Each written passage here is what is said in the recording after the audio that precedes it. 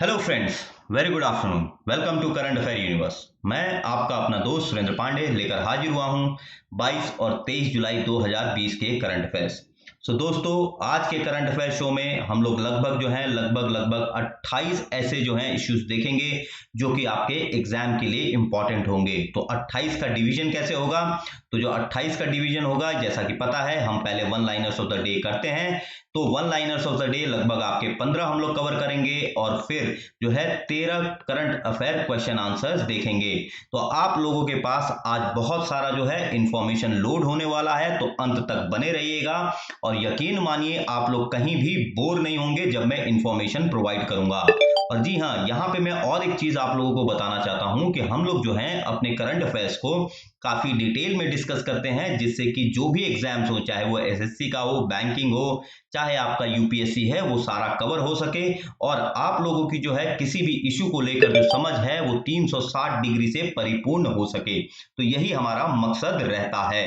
अब अगर आप लोगों को वीडियो देखने में परेशानी है तो हम लोगों ने जो है आज के वीडियो का हम लोग जो है या हर दिन के वीडियो का हम लोग उसके डिस्क्रिप्शन में पीडीएफ का लिंक डाल देते हैं, तो आप लोग वहां से भी जो है देखकर पढ़ सकते हैं। लेकिन मैं आप लोगों से आग्रह करूंगा कि आप लोग अंत तक मेरे वीडियो पे बने रहें, जिससे कि और नोट्स बनाते रहें, जिससे कि आप लोगों की समझ और अच्छी हो सके। ओके, तो चलिए शुरुआत करते हैं अपने करंट अफेयर शो का। किससे?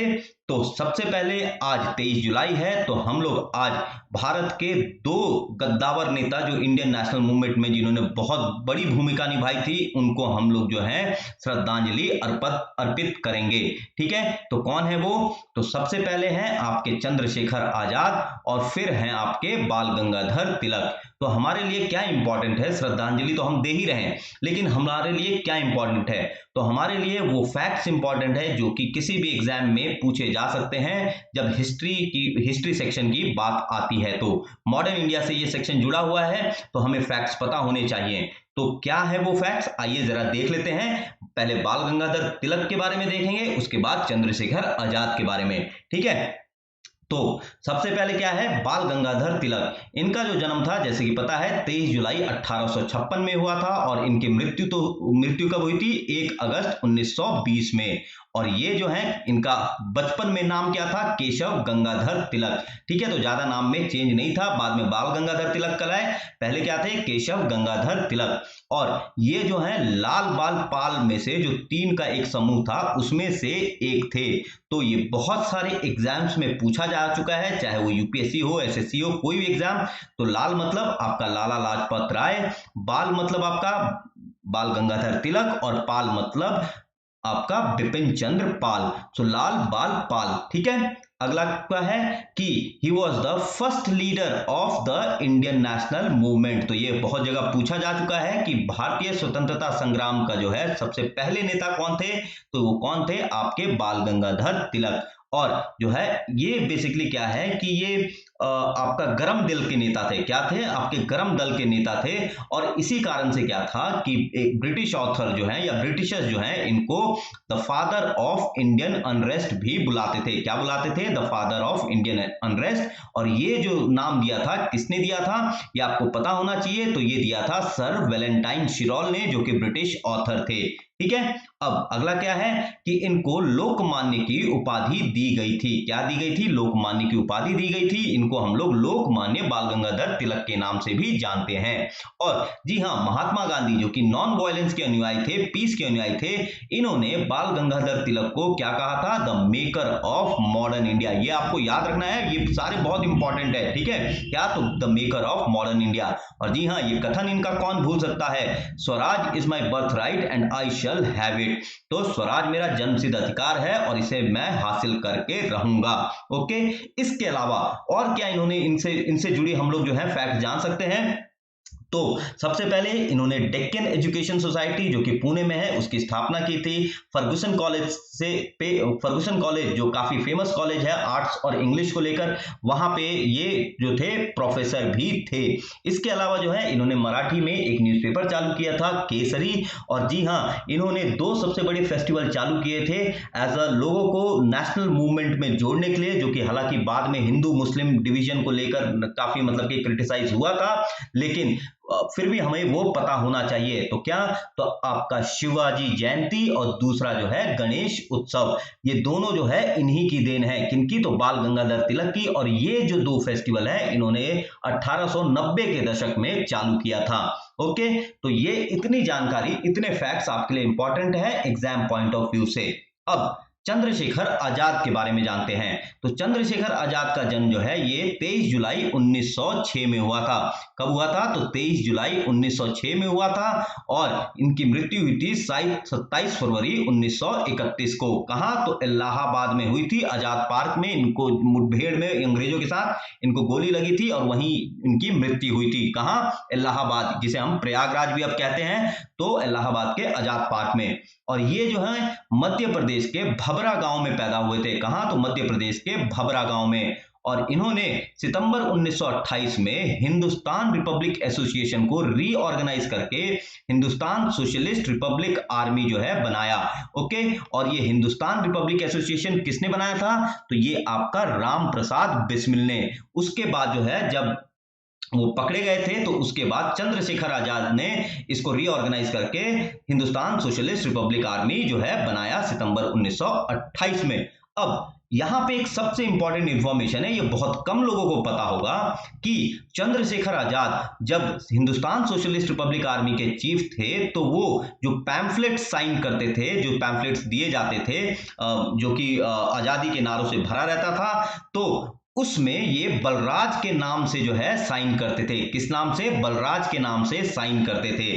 ओके, ये काकोरी ट्रेन रॉबरी केस जो कि 1925 में हुआ था उसमें शामिल थे। और प्लस जेपी सॉन्डर्स जो कि लाला लाजपत राय के मौत के लिए जिम्मेदार जिनको माना गया था भारतीयों द्वारा, तो जेपी सॉन्डर्स को इन्होंने लाहौर में क्या किया था, इनको गोली मारी थी 1928 में। ठीक है, और लास्टली चंद्रशेखर आजाद नाम से एक इनकी बायोग्राफी लिखी गई। वो किसने लिखी थी, तो मनमाथ नाथ गुप्ता ने। किसने, तो मनमाथ नाथ गुप्ता ने बायोग्राफी लिखी चंद्रशेखर आजाद। तो ये इतने फैक्ट्स जो है आज हिस्ट्री के पॉइंट ऑफ व्यू से आप लोगों को मैंने दिए जो कि बहुत ही इंपॉर्टेंट थे।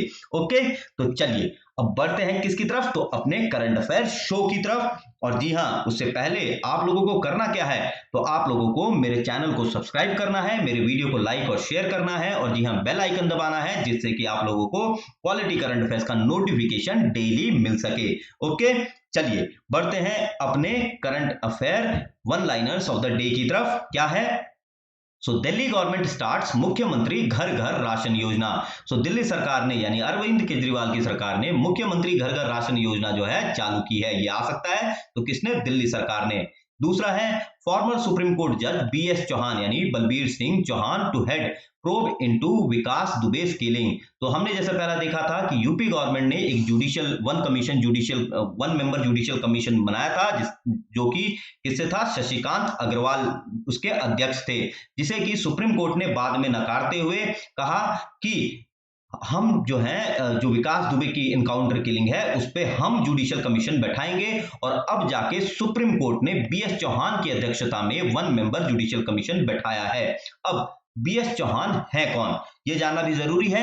तो बीएस चौहान जो है ये रहे आपके बीएस चौहान, ये 21st लॉ कमीशन के जो है चेयरमैन है। किसके, 21वें कानून आयोग के ये चेयरमैन है। और प्लस विधि आयोग, सॉरी हाँ, और प्लस ये जो है आपका Kaveri river water dispute tribunal के भी चेयरमैन है। किसके, कावेरी वाटर रिवर डिस्प्यूट जो है ट्राइब्यूनल उसके भी चेयरमैन है। ओके, अगला है हमारा कि Nobel prize banquet cancel for first time since 1956। So 1956 के बाद से पहली बार कोरोना वायरस के चलते, कोविड-19 पैंडेमिक के चलते नोबेल प्राइज जो बैंकेट हर साल दिसंबर 10 को होता है। कब, तो 10 दिसंबर, जिस दिन हम लोग जो है क्या मनाते हैं, उस दिन हम लोग जो है आपका ह्यूमन राइट्स डे भी मनाते हैं। ठीक है, तो आपका 10 दिसंबर को जो है जो ये नोबेल प्राइज बैंकेट होता है जिसमें 1300 लोग शामिल होते हैं और नोबेल प्राइज जो है दिया जाता है, तो इस साल ये नहीं होगा।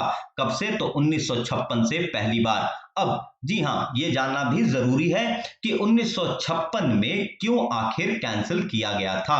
तो 1956 में सोवियत यूनियन ने हंगरी को जो है एनेक्स किया था, तो उसके विरोध में, हंगरी के एनेक्सेशन के विरोध में जो है 1956 में नोबेल प्राइज को कैंसिल कर दिया गया था। ओके, चलिए अगला क्या है, Maharashtra becomes first state to register 10,000 cases in a day.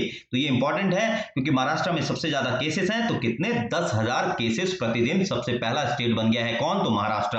अगला है Delhi to conduct sero survey every month. So Delhi की जो सरकार है अब वो हर एक महीने सेरो सर्वे करेगी, यानी कि एंटीबॉडी टेस्ट करेगी, सेरोलॉजिकल सर्वे करेगी और देखेगी कि दिल्ली की जनसंख्या में कितने लोग कोरोना संक्रमित हैं। तो और ऐसा क्यों, क्योंकि अभी यानी कि कल ही जो है इसके सेरोलॉजिकल सर्वे जो कि 27 जून से लेकर 10 जुलाई के बीच में हुए थे, उसके रिजल्ट आए थे। तो उसमें हमने देखा था परसों के वीडियो में कि दिल्ली में लगभग 5 में से 1 जो है कोरोना से संक्रमित है, यानी कि मोर देन 23% आर कोविड-19 इन्फेक्टेड। ठीक है, तो दिल्ली क्या करेगा, हर एक महीने सेरो सर्वे करेगा। ओके, अगला न्यूज है तेलंगाना ऑर्डर्स क्लोजर ऑफ 100-ईयर ओल्ड उस्मानिया जनरल हॉस्पिटल। अब सवाल यह आ सकता है कि उस्मानिया जनरल हॉस्पिटल को किस सरकार ने बंद किया, तो किसने किया, तो ये तेलंगाना ने बंद किया। और ये जो है आपका जो है निजाम के दौरान, यानी कि निजाम जब वहां रूल करते थे तो उस दौरान जो है ये 1866 में बनाया गया था सबसे पहली बार। और उस समय इसका नाम क्या था, तो उस समय जो है इसका नाम था आपका अफजल गुंज हॉस्पिटल। क्या नाम था, अफजल गुंज हॉस्पिटल। और बाद में जो प्रेजेंट बिल्डिंग है, यहां देख सकते हैं ये वाली, सो प्रेजेंट बिल्डिंग जो है ये 1919 में जो है मीर उस्मान अली खान ने बनवाया था। ये कौन थे, हैदराबाद के लास्ट निजाम थे। तो हैदराबाद के लास्ट निजाम कौन थे, आपका मीर उस्मान अली खान। ठीक है, और ये जो है आपका इंडो सार्सनिक स्टाइल में है। किस स्टाइल में बना है, इंडो सार्सनिक स्टाइल में। और इसके आर्किटेक्ट कौन है, तो इसके आर्किटेक्ट हैं आपके विंसेंट जेरोम एस और नवाब खान बहादुर मिर्जा अकबर बेग। तो कौन है आपके, विंसेंट जेरोम एस और नवाब खान बहादुर मिर्जा अकबर बेग। ठीक है, तो इतनी जानकारी आपको यहां से मिल जाती है। दोस्तों अगर आप लोगों को नहीं समझ में आया होगा तो मैं ये सारी जानकारी पीडीएफ में भी डाल दूंगा। ओके, हमारा अगला है Dimple Bhalotia wins iPhone photography awards और the IPPA for her flying boys image clicked using Apple phone iX। So iPhone X से जो है डिम्पी भलोतिया ने एक फोटो खींचा, ये रहा आपका फ्लाइंग बॉयज, कहां, तो वाराणसी में। तो इसको जो है आईफोन फोटोग्राफी अवार्ड मिला, किसको, तो डिम्पी भलोतिया को।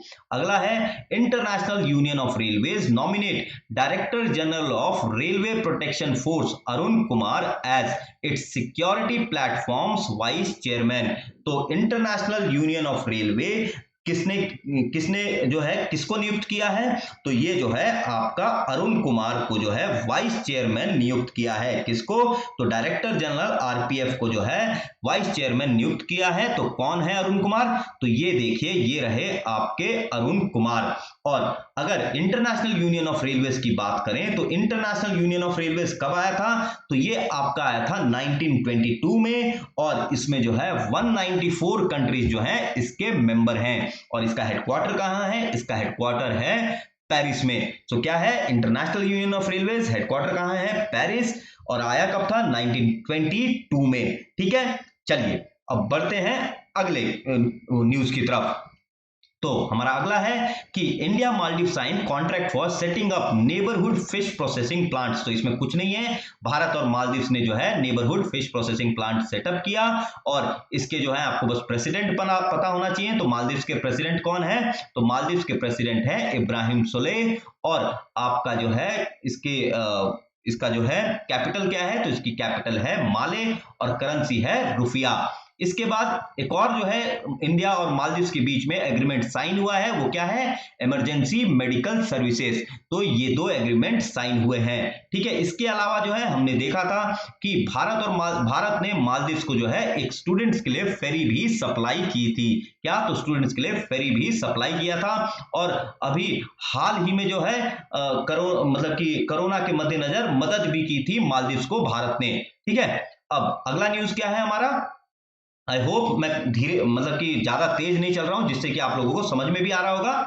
तो हमारा अगला है PM less foundation stone for Manipur water supply project for 1700 villages. तो मणिपुर वाटर सप्लाई प्रोजेक्ट जो 1700 गांवों को पानी पहुंचाएगा, तो उसके लिए प्रधानमंत्री ने जो है क्या किया, उसके लिए नींव जो है वीडियो कॉन्फ्रेंसिंग के थ्रू रखी। और ये किसके अंतर्गत ये प्रोजेक्ट आएगा, तो आपका हर घर जल योजना के तहत। किसके तहत?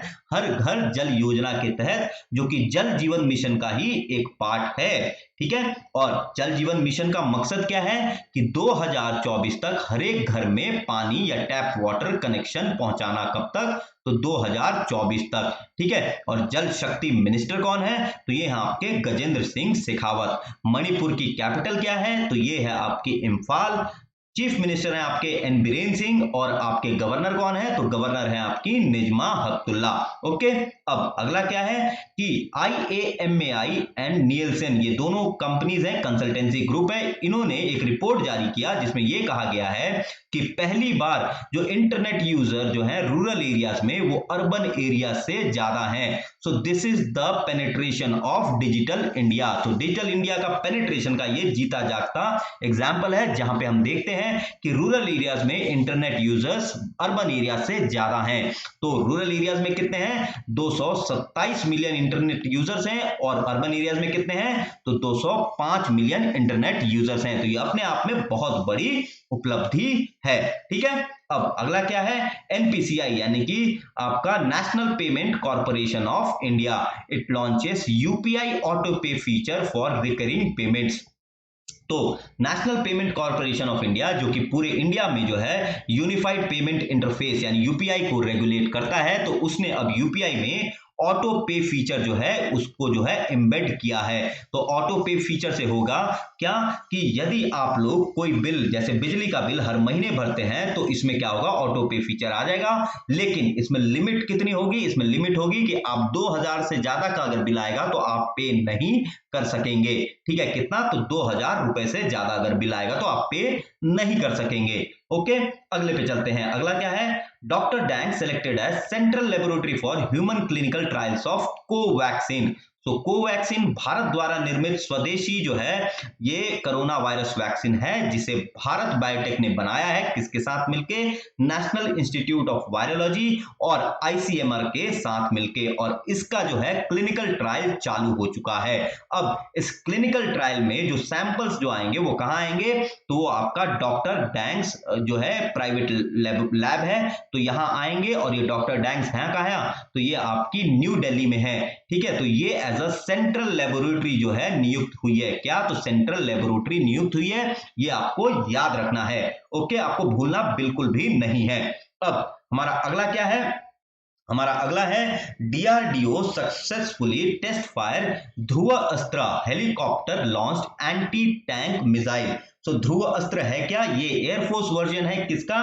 तो आपका नाग मिसाइल का। किसका है? तो आपका नाग मिसाइल का एयरफोर्स वर्जन है। और अब जो है नाग, जिसको हम हेलिना भी बोलते हैं, जो एंटी टैंक गाइडेड मिसाइल है, उसका नाम क्या रख के कर दिया है? ध्रुव अस्त्र। ठीक है। क्या? तो ध्रुव अस्त्र। और इसकी रेंज कितनी है? तो इसकी रेंज है 7 किलोमीटर। और ये कहां से सक्सेसफुली टेस्ट फायर किया गया? तो आपका उड़ीसा के बालासोर से जो है इसको सक्सेसफुली टेस्ट फायर किया गया। ओके। तो आई होप मैंने जो है one liners of the day में जो जानकारी दी, ये आप लोगों को काफी ही इंटरेस्टिंग लगा होगा। और अगर आप लोगों की और भी कुछ इंप्रूवमेंट चाहिए तो आप लोग मुझे कमेंट बॉक्स में लिख सकते हैं।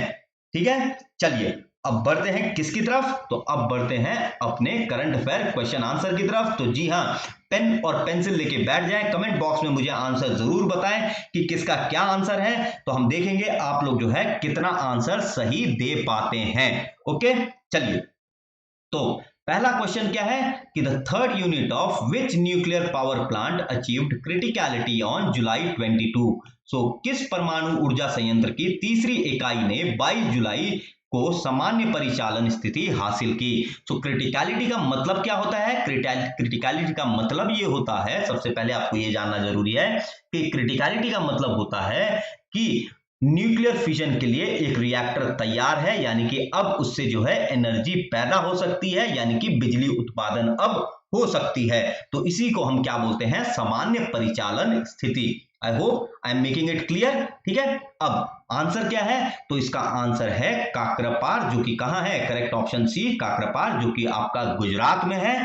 किस नदी के किनारे है, ये सवाल उठता है। तो ये जो है आपका ताप्ती नदी के किनारे है, सूरत से लगभग 80 किलोमीटर दूर है। कहां है ये, ताप्ती नदी के किनारे। और ये जो है इसे हम लोग किस नाम से जा रहे हैं, Kakrapar atomic power project unit 3। ये 700 मेगावाट का है। कितना, 700 मेगावाट का है। और इसमें सबसे बड़ी बात क्या है कि यह देश का इकलौता सबसे बड़ा रिएक्टर है।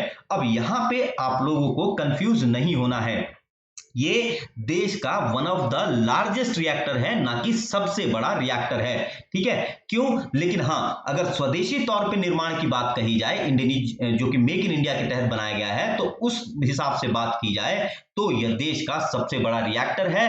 क्यों, लेकिन ये जो है और भी रिएक्टर्स जो हैं इससे बड़े हैं, लेकिन वो जो है इंडिजीनियस तरीके से नहीं बनाए गए हैं, बल्कि किसी कंट्री का सपोर्ट लेकर बनाया जा रहा है। तो वो हम अभी अगले स्लाइड पर देखेंगे। ठीक है, अब क्या है अगला, कि इस प्लांट का विकास और जो है संचालन जो nuclear power corporation of India limited करेगा। कौन करेगा, nuclear power corporation of India limited करेगा। ठीक है, और इसका जो है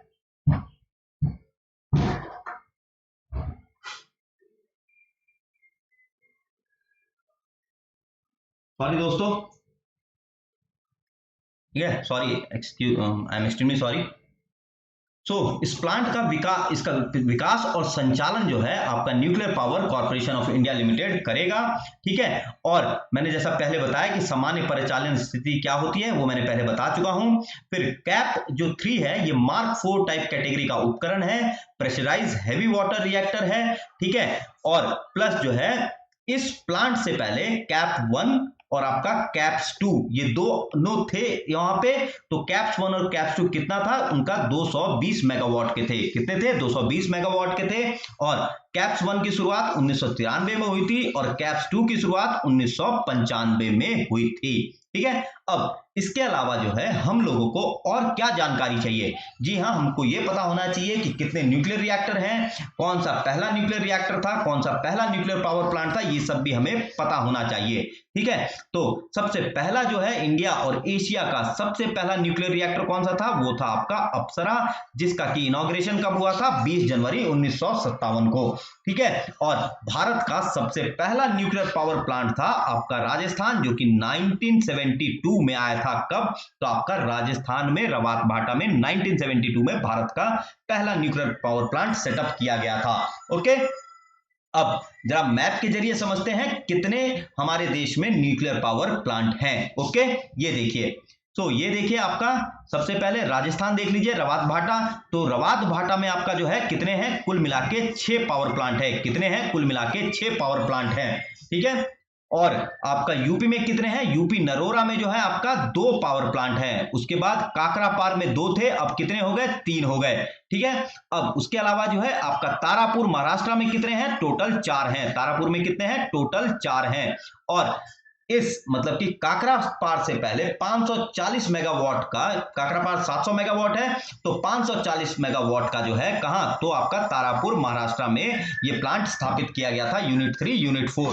ठीक है, इसके अलावा जो है काइगा यानी कि जो कर्नाटका में है वहां पे कितने हैं, वहां पे भी आपका 4 जो है न्यूक्लियर पावर प्लांट है। ओके, अब कहां, तो आपका कुंडानकुलम में क्या है, आपका 1000 मेगावाट का 2 पावर प्लांट है। फिर आपका मद्रास एटॉमिक पावर प्लांट, जिसे हम कल्पक्कम के भी नाम से जानते हैं, वहां पे 220 मेगावाट के 2 पावर प्लांट है। और आपका, ठीक है, ये सब क्या है, एग्जिस्टिंग है। जो भी आपको लाइट ब्लू दिख रहा है ना, लाइट ब्लू, और जो आपका बैंगनी कलर में दिख रहा है, वॉयलेट रंग में, तो ये जो है आपके क्या है, ये ऑलरेडी जो है ऑपरेशन में है।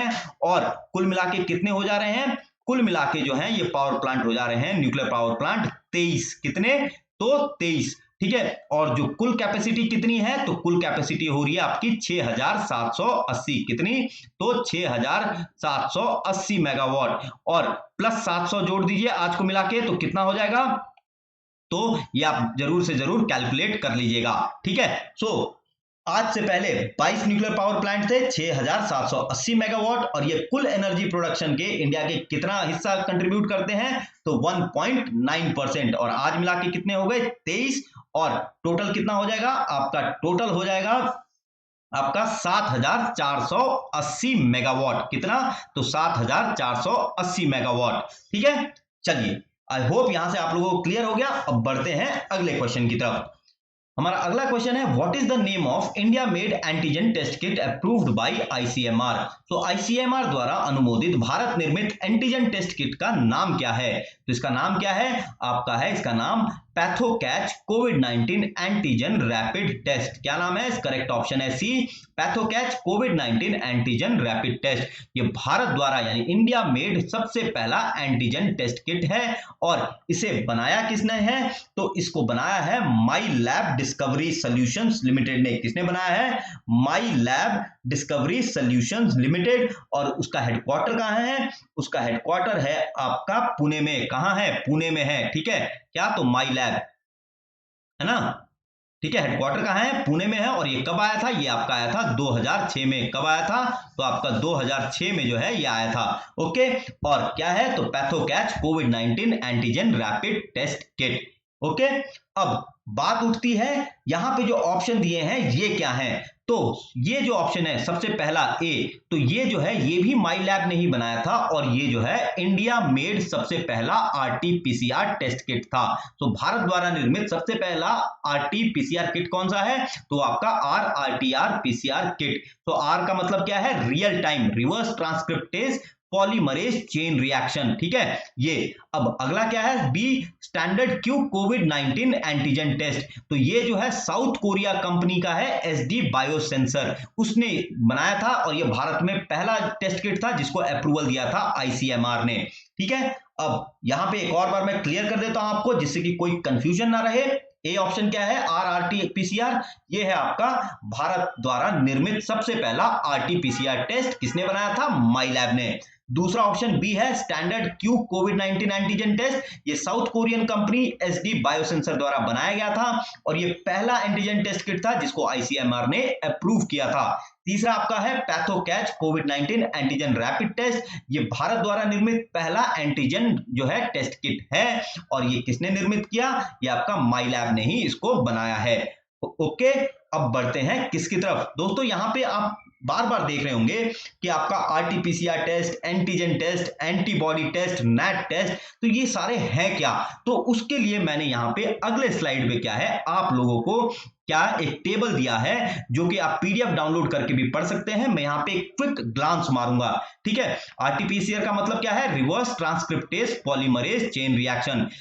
तो ये होता क्या है, इसमें जो रिवर्स ट्रांसक्रिप्टेज है उसमें होता क्या है कि जनरली जब नाक और आपका जो है गले से स्वैब लिया जाता है, कहां से, आपका नाक और गले से जब स्वैब लिया जाता है, सैंपल लिया जाता है, और जब उस आरएनए की खोज की जाती है जो कि आपका किस्म के आपका कोरोना वायरस जो है स्पाइक प्रोटीन के अंदर छुपा होता है, क्या, आपका आरएनए राइबो न्यूक्लिक एसिड, तो उसके अंदर छुपा होता है। तो उसके प्रेजेंस को जब डिटेक्ट किया जाता है, कैसे, तो आपका थ्रोट और नेजल का क्या सैंपल लिया जाता है। ठीक है, अब उसमें होता क्या है कि बहुत कम मात्रा में आरएनए होता है, और उसी सिंगल आरएनए को क्या किया जाता है, 2 स्ट्रैंड डीएनए में कन्वर्ट किया जाता है एंजाइम यूज करके, और इसी प्रोसेस को हम लोग क्या बोलते हैं, रिवर्स ट्रांसक्रिप्शन। क्या बोलते हैं, रिवर्स ट्रांसक्रिप्शन। ठीक है, अब इसकी खास बात क्या है कि आरटीपीसीआर जो है काफी एक्यूरेट रिजल्ट देता है, क्योंकि ये काफी ज्यादा सेंसिटिव होता है। और फिर क्या है इसका डिसएडवांटेज क्या है कि ये लगभग 5 घंटे देता है रिजल्ट शो करने में। अब जब पैंडेमिक की बात हो रही है तो आरटीपीसीआर क्या है, जब इतने लंबे टाइम में रिजल्ट देगा तो ऑब्वियसली क्या है कि एक्यूरेट जो है डिटेक्शन नहीं हो पाएगा फैलने का, कि कोविड-19 कितना फैल रहा है। ओके, अब बढ़ते हैं किसकी तरफ, तो एंटीजन टेस्ट की तरफ। एंटीजन क्या करता है, ये जो है आपके वायरस प्रोटीन को देखता है, प्रोटीन को, जैसे कि कोरोना वायरस में क्या है, आपका स्पाइक प्रोटीन है, जो कि किसको, आरएनए को एनवेलप करता है। इसमें क्या होता है, ब्लड का सैंपल लिया जाता है, ये लेस सेंसिटिव रहता है, इसलिए गलत रिजल्ट आने के बहुत ज्यादा चांसेस रहते हैं, और क्या है, ये रिजल्ट केवल आधे घंटे में ही दे देता है।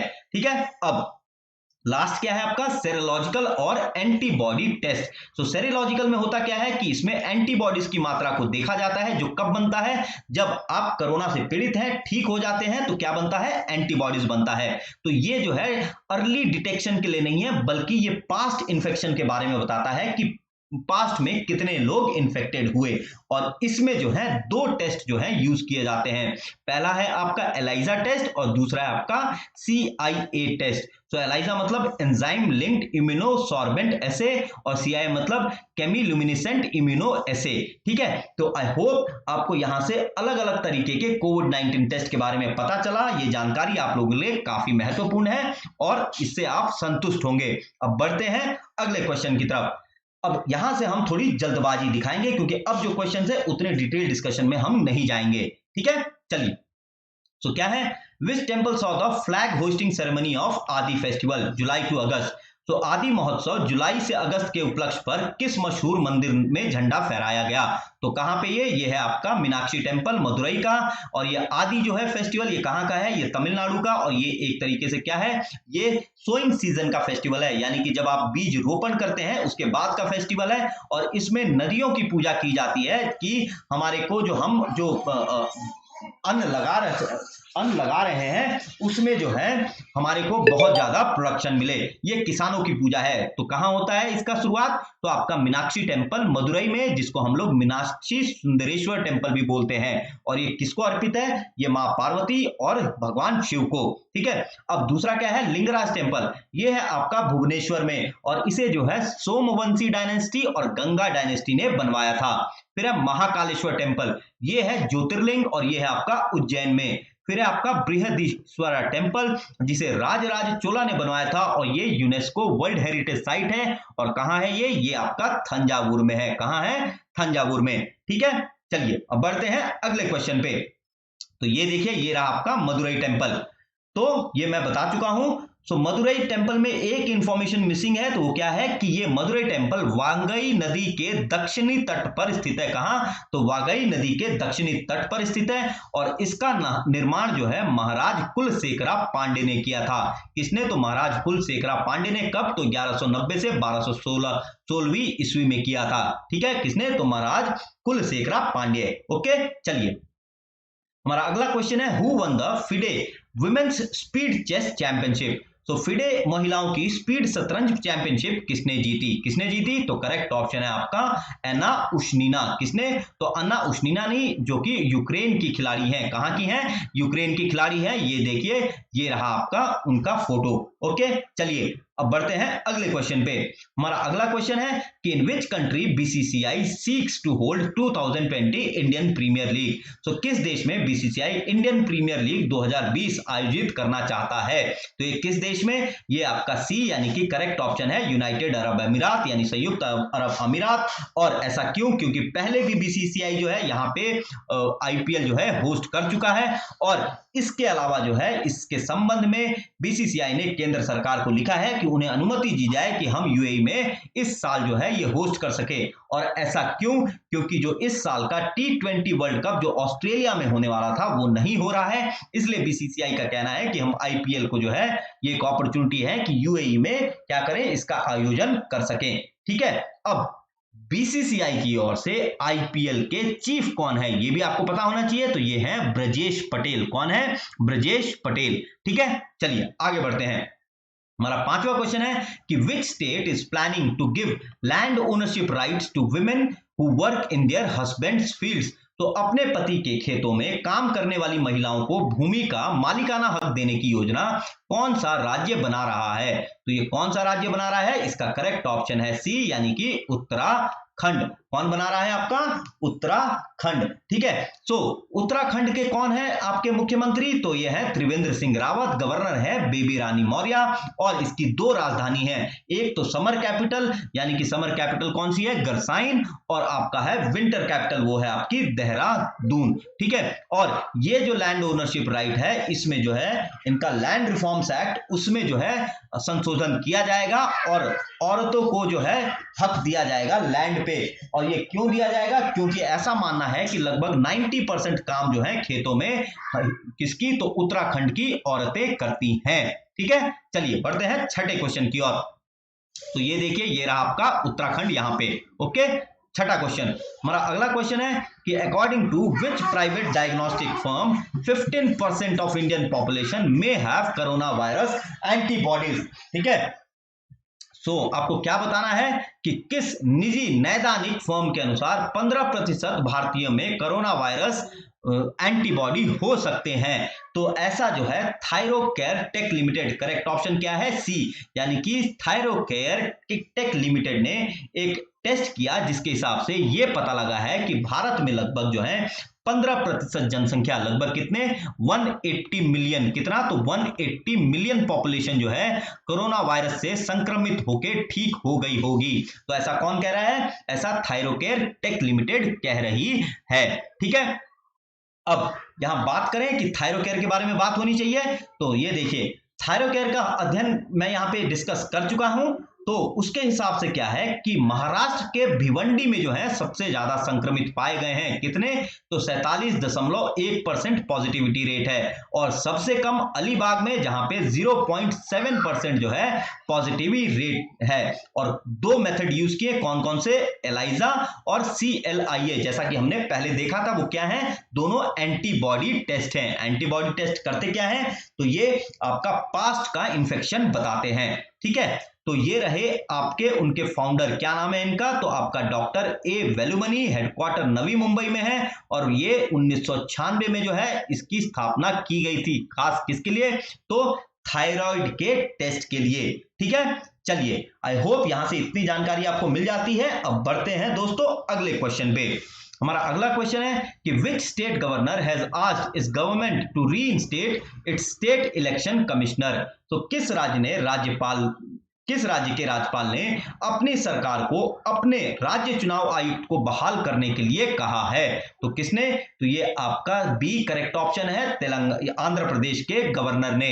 ठीक है, आंध्र प्रदेश के गवर्नर कौन है, तो यहां देखिए करेक्ट ऑप्शन क्या है, बी है। ठीक है, अब आंध्र प्रदेश के गवर्नर कौन है, तो आंध्र प्रदेश के गवर्नर जो है यहाँ पे ये जो है रमेश कुमार, जो कि आपके चीफ इलेक्शन कमिश्नर थे वहां के, ठीक है, स्टेट के, और ये जो है YS जगन मोहन रेड्डी हैं, जो कि क्या है, वहां के मुख्यमंत्री हैं। तो इन्होंने जो है क्या किया था, सारा मुद्दा क्या है, यहां देखिए कि जो है अप्रैल 2020 में जो है एक ऑर्डिनेंस पास किया, सॉरी अप्रैल 10 को, वो ऑर्डिनेंस क्या था, पंचायत राज सेकेंड अमेंडमेंट ऑर्डिनेंस 2020, जिसके तहत जो है क्या किया कि इन्होंने तत्काल प्रभाव से जो वहां के स्टेट इलेक्शन कमिश्नर थे रमेश कुमार, उनको निष्कासित कर दिया, यानी कि पद से हटा दिया।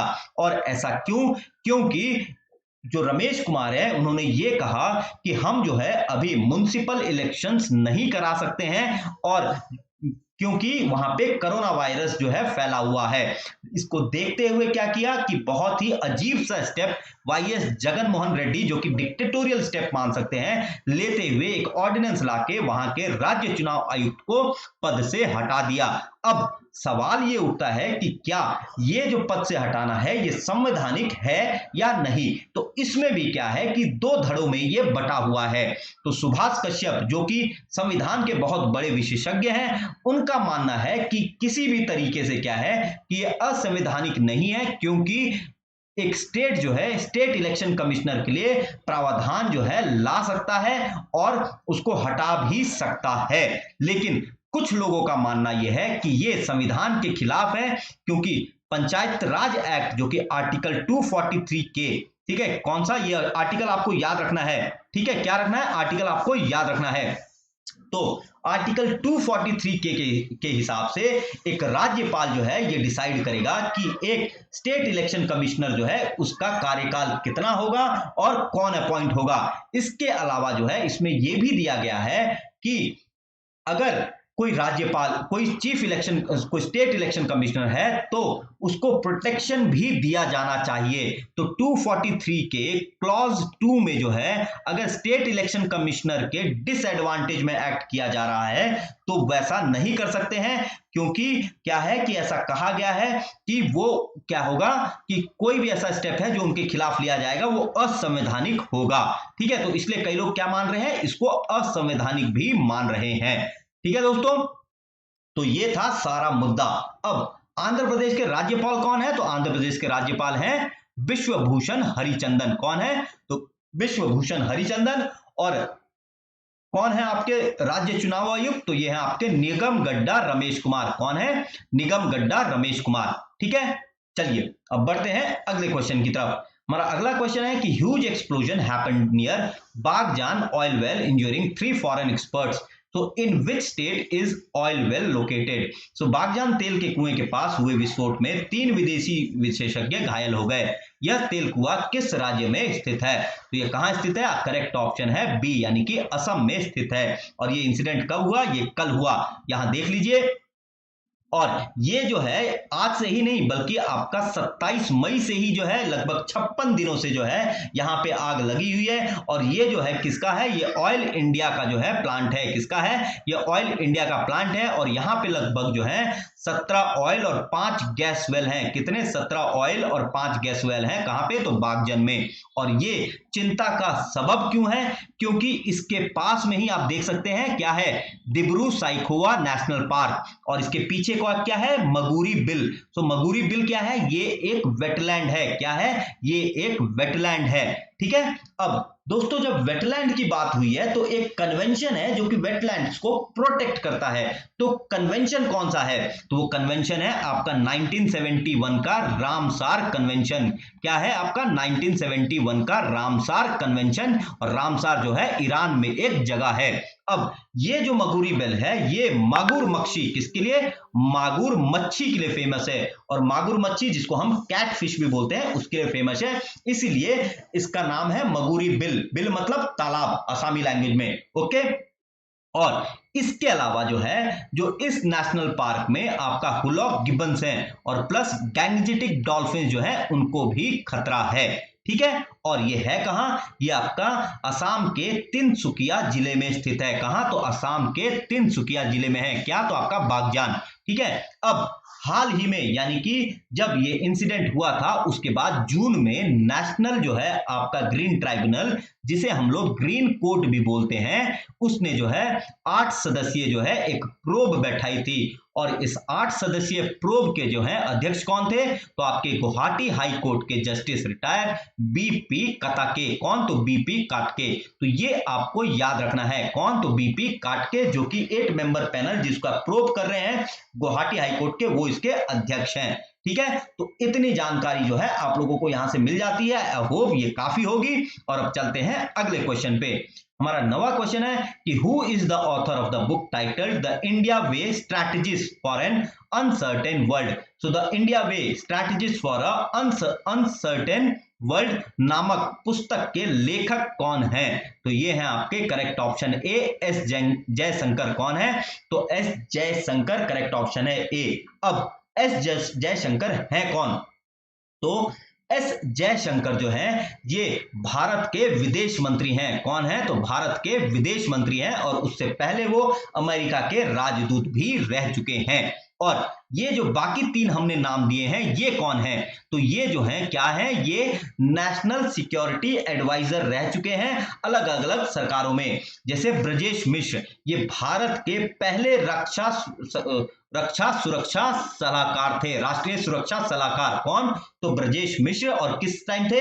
या अटल बिहारी वाजपेयी गवर्नमेंट के टाइम पे थे। ठीक है, अगले हैं आपके शिव शंकर मेनन, ये यूपीए सरकार के दौरान एनएसए थे। और अब के कौन है? तो ये है आपके अजीत डोभाल, जो अभी आपके क्या है? प्रेजेंट नेशनल सिक्योरिटी एडवाइजर हैं।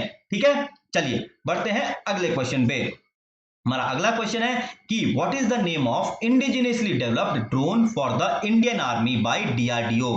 तो डीआरडीओ द्वारा भारतीय सेना के लिए स्वदेशी विकसित ड्रोन का क्या नाम है? तो उसका नाम क्या है? करेक्ट ऑप्शन है बी, यानी कि भारत। क्या नाम है? बी, यानी कि भारत। ठीक है, और ये जो ड्रोन है आपका डीआरडीओ ने बनाया है। और डीआरडीओ की चंडीगढ़ बेस्ड लेबोरेटरी ने बनाया है। किसने? तो डीआरडीओ की चंडीगढ़ बेस्ड लेबोरेटरी ने इसको बनाया है। ठीक है, इसके अलावा यहां पे आप देख सकते हैं ये जो है रुस्तम। तो आपका रुस्तम जो है ये भी जो है आपका ड्रोन है जिसे डीआरडीओ ने ही बनाया है। ठीक है, और इसके अलावा यहां हिंदी में देख लीजिए, अर्जुन जो है ये आपका इंडिया का मेन बैटलफील्ड टैंक है जिसे हमने जो है भारत में ही निर्मित किया था। और जो भीष्म है ये आपका T-90 टैंक का नाम है। क्या नाम है? T-90 टैंक का नाम है, जिसे हमने रशिया से जो है क्या किया था, इंपोर्ट किया था। T-90 टैंक का नाम क्या है? भीष्म। अर्जुन आपका indigenously developed main battle tank. कौन सा है? अर्जुन। उस टाइम कौन थे? तो आपके हमारे भूतपूर्व राष्ट्रपति कौन? तो एपीजे अब्दुल कलाम। तो उस दौरान जो है इसको बनाया गया था, अर्जुन मेन बैटल टैंक को। ठीक है दोस्तों, तो चलिए बढ़ते हैं किसकी तरफ? तो अगले क्वेश्चन की तरफ। तो यहां आप देख लीजिए, ये रहा आपका भारत ड्रोन। ओके, चलिए 11वां क्वेश्चन है कि which Indian origin expert has been appointed chairman of highways England. तो किस भारतीय मूल के विशेषज्ञ को राजमार्ग इंग्लैंड का अध्यक्ष जो है नियुक्त किया गया है? तो यूके की सरकार, जो कि बोरिस जॉनसन की सरकार है, उसने हाईवेज इंग्लैंड के लिए एक इंडियन ओरिजिन एक्सपर्ट को जो है नॉमिनेट किया है। और ये हाईवेज इंग्लैंड जो है ये अगले 5 साल में लगभग $27 बिलियन जो है इन्वेस्ट करेगा इंफ्रास्ट्रक्चर में। तो उसी को जो है रेगुलेट करने के लिए किसको अपॉइंट किया गया है? तो करेक्ट ऑप्शन है डी, यानी कि दीपेश शाह। क्या है करेक्ट ऑप्शन? आपका डी, दीपेश शाह। ठीक है, तो कहां है दीपेश शाह? तो ये रहे आपके दीपेश शाह। अब बाकी जो ऑप्शन है ये भी हाल ही में न्यूज में थे और ये सारे इंडियन ओरिजिन जो है यूके के निवासी हैं। तो आपका अजय कक्कर और डॉक्टर समीर शाह। अजय कक्कर और डॉक्टर समीर शाह, अभी बोरिस जॉनसन की सरकार ने एक रेस कमीशन बनाया ब्लैक लाइव्स मैटर को ध्यान में रखते हुए। किसको? तो ब्लैक लाइव्स मैटर, जो कि एक मूवमेंट वर्ल्ड ओवर हो चुका है, जो कि ब्लैक्स के अगेंस्ट जो डिस्क्रिमिनेशन हो रहा है उसको देखते हुए जो है क्या कि ब्लैक लाइव्स मैटर कैंपेन चलाया गया है। तो उसी के उपलक्ष्य में एक रेस कमीशन बनाया गया था, जिसके मेंबर कौन है? अजय कक्कर और डॉक्टर समीर शाह। ठीक है, अब जब देवी श्रीधर की बात होती है तो देवी श्रीधर जो है ये जो वहां पे जो टेस्ट हो रहे हैं, तो उनको जो है डाटा एनालिटिक्स टीम, कितने टेस्ट हो रहे हैं यूके में, उसको एक जो है एक पैनल बनाया गया। तो उसके अध्यक्ष कौन है? तो उसकी अध्यक्ष है देवी श्रीधर। और उसमें जो है जो केमिस्ट्री के नोबेल प्राइज विनर हैं कौन? तो आपके वेंकी रमन, वो भी उसमें शामिल हैं। कौन? तो वेंकी रमन। ठीक है, देवी श्रीधर मैंने डिस्कस कर लिया, अजय कक्कर डिस्कस कर लिया, डॉक्टर समीर शाह डिस्कस कर लिया और दीपेश शाह भी। ओके, बढ़ते हैं अब अपने अगले क्वेश्चन और अंतिम क्वेश्चन की तरफ। हमारा लास्ट क्वेश्चन है कि after which popular song name the Odisha government has renamed the Bilung village of Sambalpur district. So किस लोकप्रिय लोकगीत के नाम पर उड़ीसा सरकार ने संबलपुर जिले के बिलुंग गांव का नाम बदल दिया है? तो किस नाम पे? तो करेक्ट ऑप्शन है ए, यानी कि रंगबती। तो रंगबती बहुत ही पॉपुलर जो है आपका एक फोक सॉन्ग है, जो कि संबलपुरी लैंग्वेज में गाया गया है। और जो है इसे जो है बनाया किसने है? तो यहाँ ये फोटो इनकी ये है, किसने बनाया है? तो ये है आपके सॉन्ग राइटर है गौतिया। क्या नाम है इनका? यहां देखिए, क्या नाम है? मित्र भानु गौटिया। क्या नाम है? मित्र भानु गौटिया। ठीक है, इनको इस साल यानी कि 2020 में पद्मश्री से सम्मानित किया गया। और ये जो है इनको संगीत नाटक अकादमी पुरस्कार से भी सम्मानित किया जा चुका है, प्लस आकाशवाणी राष्ट्रीय पुरस्कार से यानी कि ऑल इंडिया रेडियो जो है राष्ट्रीय पुरस्कार से भी इनको सम्मानित किया जा चुका है। अब जब बात उठती है आपका रंगबती की, तो रंगबती गीत जो है ये मशहूर गीतकार मित्र भानु गौटिया ने लिखा है। और ये जो है आपका 1979 में ऑल इंडिया रेडियो पर पहली बार रिकॉर्ड किया गया था और इसे गाया था जितेंद्रिय हरिपाल और कृष्ण पटेल ने। किसने गाया था? जितेंद्रिय हरिपाल और कृष्ण पटेल ने। ठीक है दोस्तों, अब मैंने कुछ ऑप्शन दिए हैं, उस बारे में भी मैं जरा आपको बताना चाहूंगा, क्योंकि मैं जब ऑप्शन देता हूं तो मैं ये देखता हूं कि उससे आप लोगों को काफी ज्यादा से ज्यादा इंफॉर्मेशन या जीके प्रोवाइड कर सकूं। तो क्या है? तो सबसे पहले देखते हैं चर्या गीतिका। तो चर्या गीतिका जो है ये आपका क्या है? ये एक तरह से भगवत गीता है। ठीक है, और गीत गोविंदा ये आपका जो जयदेव जिन्होंने लिखा है उड़िया में, एक तरह से मान लीजिए कि ओडिया लैंग्वेज में जो है अगर लिखने की शुरुआत हुई तो इसी गीत गोविंदा से, जो कि जयदेव ने लिखा है, यहीं से हुई। और धनश्री जो है ये आपका क्या है? ये एक तरह से राग है। क्या है? राग है धनश्री। ठीक है दोस्तों, तो यहां पे हमारा करंट अफेयर क्वेश्चन जो है खत्म होता है और इसी के साथ हमारा करंट अफेयर शो भी जो है समाप्त होता है। तो आप लोग हमें कमेंट बॉक्स में बताइए कि हम आपको हमारा करंट अफेयर शो आज का कैसा लगा और जो हमने इंफॉर्मेशन दी वो कितनी आपके लिए जो है यूजफुल है। ठीक है, और यदि पसंद आया हमारा वीडियो तो जी हाँ, हमारी वीडियो को लाइक करें, शेयर करें और चैनल को जरूर से जरूर सब्सक्राइब करें। हमारा वीडियो देखने के लिए बहुत बहुत धन्यवाद। अलविदा।